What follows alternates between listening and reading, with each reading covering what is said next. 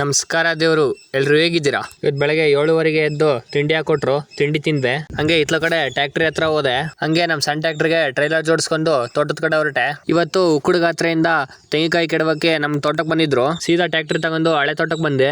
ಯಾವಾಗ್ಲೂ ಇವರೇ ನಮ್ ತೆಂಗಿನಕಾಯಿ ಕೆಡವೋದು. ಲಾಸ್ಟ್ ಟೈಮು ಇವ್ರು ಬಂದಿರ್ಲಿಲ್ಲ, ಅದಕ್ಕೆ ಬೇರೆಯವ್ರು ಕೆಡವಿದ್ರು. ಅವರು ಕಾಯಿ ಕೆಡವಿದಂಗೆ ನಾವು ಟ್ರೈಲರ್ ಹಾಕಕ್ ಶುರು ಮಾಡಿದ್ವಿ. ಒಂದು ತೆಂಗಿ ಮರ ಬೀಳದಲ್ಲೇ 4 ಅಡಿಕೆ ಮರನೂ ಬೀಳ್ಸಿತೆ.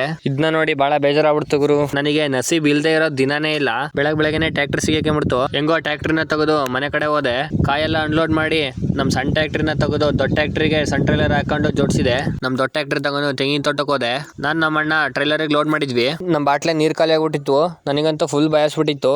ನಾನು ಹೋಗ್ತಿರ್ಬೇಕಾದ್ರೆ ಕಿರಣಣ್ಣ ಕರೆದು ನೀರ್ ಕೊಡ್ತು. ನೀರ್ ಕುಡ್ದು ಟ್ಯಾಕ್ಟ್ರಿ ತಗೊಂಡು ನನ್ ಮನೆ ಕಡೆ ಹೋದೆ. ಕಾಯಿನೆಲ್ಲ ಅನ್ಲೋಡ್ ಮಾಡಿ ಒಂದ್ ಬಾಟ್ಲಿ ನೀರ್ ತುಂಬಿಸ್ಕೊಂಡೆ. ಮತ್ತೆ ಟ್ಯಾಕ್ಟ್ರಿ ತಗೊಂಡು ನಮ್ ರಸ್ತೆ ತೋಟಕ್ಕೆ ಹೋದೆ. ನಮ್ ನೋಡ್ರಿ ಎಂತ ನಸೀಬ್ ಬಂದ್ರೆ ಇಲ್ಲಿ ತನಕ ಟ್ಯಾಕ್ಟ್ರಿ ಬಂದಿತ್ತು. ಮುಂದಕ್ಕೆ ಹೋಗಿ ಇನ್ನೊಂದ್ಸರಿ ಹಿಂದಕ್ಕೆ ಬಿಡೋಣ, ಅಲ್ಲಿ ತನಕ ಬಿಡೋಣ ಅಂತ ನೋಡಿದೆ. ಈಗ ನೋಡಿ ಇಲ್ಲಿಗೆ ನಿಂತ್ಕೊಂಡೈತಿ. ನಮ್ಮ ಅಣ್ಣ ಟ್ಯಾಕ್ಟ್ರಿ ತಗೊಂಡು ಹೊರಟ. ನಾನು ನಮ್ಮ ಚಿಕ್ಕಪ್ಪ ಬೈಕಲ್ಲಿ ಹೋದ್ವಿ. ಈ ತೋಟದಲ್ಲೂ ಕಾಯಿ ಹರ್ಕೊಂಡು ನಾನು ನಮ್ಮ ಚಿಕ್ಕಪ್ಪ ಮನೆ ಕಡೆ ಬಂದ್ವಿ. ಇವತ್ತು ನಮ್ಮಮ್ಮ ಜಾಮೂನ್ ಮಾಡಿದ್ರು.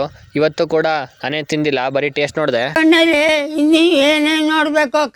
ಕಾಯೆಲ್ಲ ಅನ್ಲೋಡ್ ಮಾಡಿ ನಾನು ನಮ್ಮ ಚಿಕ್ಕಪ್ಪ ಹೊಲ ಕಡೆ ಹೊರಟ್ವಿ. ಹೊಲದಾಗಿರೋ ಕಾಯಿನೆಲ್ಲ ಟ್ಯಾಕ್ಟ್ರಿಗೆ ಲೋಡ್ ಮಾಡ್ಕೊಂಡು ಮನೆಗೆ ಹೋಗ್ತಿರ್ಬೇಕಾದ್ರೆ ನಮ್ಮ ವರ್ಷ ಸಿಕ್ಕ.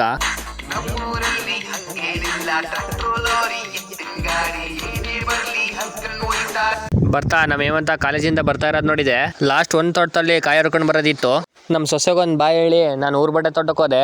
ಅಲ್ಲಿ ಬಿದ್ರು ಅಂತ ಕಾಯಿನೆಲ್ಲ ಏರ್ಕೊಂಡು ಸೀದಾ ನಮ್ಮ ಅಣ್ಣನ ಹತ್ರ ಹೋದೆ. ನಮ್ಮ ಅಣ್ಣ 2 ಹೊರೆ ಹುಲ್ ಕೊಯ್ದಿದ್ದ. ಹುಲ್ಲೆಲ್ಲ ಏರ್ಕೊಂಡು ಮನೆ ಹೋಗ್ತಿರ್ಬೇಕಾದ್ರೆ ರಂಗ ಸಿಕ್ಕ. ಅವನಿಗೊಂದು ಹೇಳಿ ಮನೆ ಕಡೆ ಬಂದೆ. ಟ್ಯಾಕ್ಟ್ರಿನ ಮುಂಚೆ ಇದ್ದಿದ್ದ ಪೊಸಿಷನ್ ನಿಲ್ಸಿದೆ. ಅಷ್ಟೊತ್ತಿಗೆ ನಮ್ಮ ಕರ್ಬ ಬಂದು ಓರಿ ಹತ್ರ ಕರ್ಕೊಂಡು ಹೋದ. ಎಲ್ಲ ಹುಡುಗರು ಹುಡುಗಿರಿ ಪ್ರಪೋಸ್ ಮಾಡಿದ್ರೆ ನಮ್ಮ ಕರ್ಬ ಓರಿಗೆ ಪ್ರಪೋಸ್ ಮಾಡ್ತದಾನೆ. ರಾತ್ರಿ ಆಗಿತ್ತು. ಅಡ್ಡದ ಹತ್ರ ಹೋದೆ. ನಮ್ಮ ಅಣ್ಣ ಫುಲ್ ಟೊಕಾಲಿ ಆಗ್ಬಿಟ್ಟಾನೆ. ಧರ್ಮಸ್ಥಳಕ್ಕೆ ಹೋಗಿ ಅವನ ಮಾತಾಡ್ಸಿದೆ. ಇದಾಗಿತ್ತು ಇವತ್ತಿನ ದಿನಚರಿ.